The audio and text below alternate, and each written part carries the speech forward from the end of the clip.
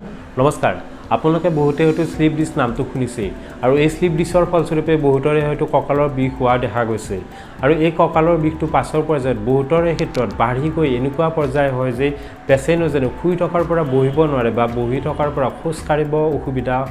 পোৱা দেখা যায় গতিকে এই স্লিপ ডিস্কনো কি ইয়াৰ কাৰণ আৰু ইয়াৰ লক্ষণবিলাক এই সকলোবিলাক কথা সাঙুৰি আজি আপোনালোকৰ আগত এই ভিডিঅ'টো উপস্থাপন কৰিবলৈ চেষ্টা কৰিম আমি সকলোৱে জানো যে আমাৰ পিঠিৰ পিছপিনে এডাল ৰাজহাড় আছে আৰু এই ৰাজহাড়ৰ গাঁঠিবিলাকৰ মাজত কিছুমান জেলি লাইক ষ্ট্ৰাকচাৰ থাকে আৰু ই প্ৰায় 80% পানীৰে ভৰ্তি হৈ থাকে আৰু ইয়াকে আমি ডিস্ক বুলি কওঁ আৰু এই ডিস্কখনে আমি যেতিয়া খোজ কাঢ়ো বা দৌৰোঁ তেতিয়া শ্বক এবজৰ্বাৰ হিচাপে কাম কৰে আৰু যাতে ভাৰ্টিব্ৰা ৰাজহাড়ৰ ওপৰত জোৰ নপৰে লগতে আমি যেতিয়া সন্মুখৰ পিনে হালো বা সাইডৰ পিনে হালো তেতিয়া যাতে ৰাজহাড়ৰ ওপৰত জোৰ নপৰে তাক মেইনটেইন কৰি ৰখাত সহায় কৰে আৰু এই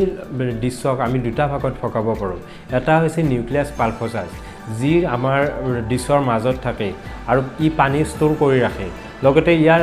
নিউক্লিয়াছ পালফোজাছৰ চাৰিওফালে এনুলাছ ফাইব্ৰছাছ নামৰ এবিধ কাৰ্টিলেজ থাকে ই প্ৰায় ৰিং টাইপৰ দৰে থাকে আৰু যেতিয়া এই নিউক্লিয়াছ পালফোজাছখিনি এনুলাছ ফাইব্ৰছাছৰ মাজেৰে বাহিৰৰ পিনে ওলাই আহে তাক আমি স্লিপ ডিস্ক বা প্ৰলাপ ডিস্ক বুলি কওঁ দৰাচলতে স্লিপ ডিস্কত গোটেই ডিস্কখন ওলাই নাহি ভিতৰৰ পাতল অংশ বাহিৰৰ দুৰ্বল অংশৰ ওলাই আহে আৰু ইয়াক আমি 4টা ষ্টেজত ভগাব পাৰোঁ আৰু ইয়াৰ প্ৰথমটো ষ্টেজ হৈছে ডিস্ক বালজিন য'ত ডিস্কখনৰ কিছু চেঞ্জ হোৱা দেখা যায় আৰু ইয়াত নিউক্লিয়াছ পালফোজাছখিনি ঢিলা হৈ টুকুৰাত পৰিণত হয় আৰু বাহিৰত যিখিনি এনুলাছ ফাইব্ৰছাছ থাকে তাত হেঁচা দি থকা দেখা যায় আৰু এইবাৰ আমি দ্বিতীয় ষ্টেজটো লৈছোঁ আৰু ইয়াক আমি ডিস্ক প্ৰট্ৰুজন বুলি কওঁ ডিস্ক প্ৰট্ৰুজনত কি হয় বাহিৰত থকা এনুলাছ ফাইব্ৰছাছৰ এটা অংশ দুৰ্বল হৈ পৰে আৰু এই দুৰ্বল অংশ দি ভিতৰত থকা নিউক্লিয়াছ পালফোজাছৰ কিছু এটা অংশ বাহিৰৰ পিনে ওলাই উফন্দি থাকে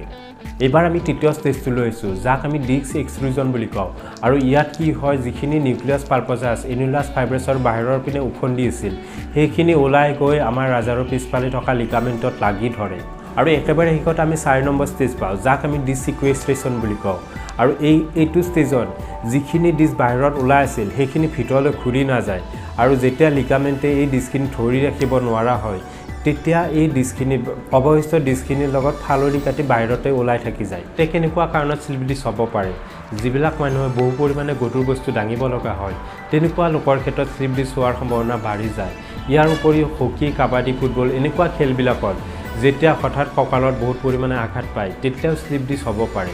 ইয়াৰ উপৰিও বহুত ক্ষেত্ৰত দেখা যায় জিমত বহুতেই গৈ ভুলক্ৰমে ওজন দাঙে বা বহুত পৰিমাণে ওজন দঙা দেখা যায় তেনেকুৱা লোকৰ ক্ষেত্ৰতো স্লিপ ডিস্ক হ'ব পাৰে ইয়াৰ উপৰিও অত্যাধিক শকত লোকবিলাকৰো স্লিপ ডিস্ক হোৱাৰ সম্ভাৱনা বহুত পৰিমাণে বাঢ়ি থাকে লগতে যিবিলাক মানুহ বহুত বাই প্ৰফেশ্যন বহুত সময় বহি কটাব লগা হয় তেনেকুৱা লোকৰ ক্ষেত্ৰতো স্লিপ ডিস্ক হোৱাৰ সম্ভাৱনা বাঢ়ি যায় লগতে বয়সস্থ মানুহবিলাকৰো অতি সহজে স্লিপ ডিস্ক হোৱাৰ সম্ভাৱনা দেখা যায়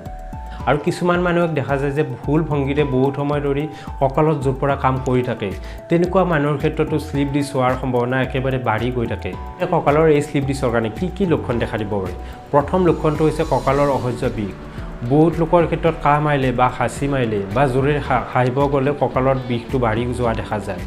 আৰু বহুত লোকৰ ক্ষেত্ৰত কঁকালৰ এই বিষটো ভৰি লৈ জিনজিনোৱাৰ দৰে বিষ হোৱা দেখা যায় যাক আমি চিয়াটিকা বুলি কওঁ আৰু বহুত লোকৰ ক্ষেত্ৰত সন্মুখৰ পিনে হালিলে বা তলৰ পিনে বহিব গ'লে কঁকালৰ বিষটো বাঢ়ি যোৱা দেখা যায়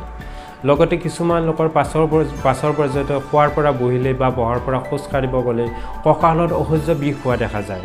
আৰু পাছলৈ এই বিষটোৰ কাৰণে বহুতে সন্মুখৰ পিনে হাউলি খোজ কঢ়াও দেখা যায় এতিয়া স্লিপ ডিস্ক হোৱা বুলি আমি কেনেকৈ অনুমান কৰিব পাৰোঁ ফিজিঅ'থেৰাপিৰ ক্ষেত্ৰত চাব গ'লে বহুতকেইটা টেষ্ট আছে আৰু তাৰ ভিতৰত কেইটামান টেষ্ট হৈছে SLR টেষ্ট এটা হৈছে ফিম'ৰেল ষ্ট্ৰেছ টেষ্ট এই টেষ্টকেইটা যদি পজিটিভ পোৱা যায় তেতিয়াহ'লে আমি অনুমান কৰিব পাৰোঁ যে এই বিষটো স্লিপ ডিস্কৰ কাৰণে হৈছে আৰু ইয়াৰ উপৰি ৰেডিঅ'লজিকেল ইনভেষ্টিগেশ্যন চাব গ'লে এক্স-ৰে MRI CT স্কেন এনেকুৱা টেষ্ট আছে আৰু এইকেইটা টেষ্টত স্লিপ ডিস্কৰ বিষয়ে ভালকৈ ধৰিব পাৰি আৰু ইয়াৰ নেক্সট ভিডিঅ'টোত কঁকালৰ বিষয়ত আমি কেনেকৈ শুব লাগে আৰু লগতে নতুনকৈ আৰম্ভ হোৱা কঁকালৰ বিষয়ত কি এক্সাৰচাইজ ঘৰতে কৰিব পাৰোঁ তাৰ বিষয়ে আলোচনা কৰিম ধন্যবাদ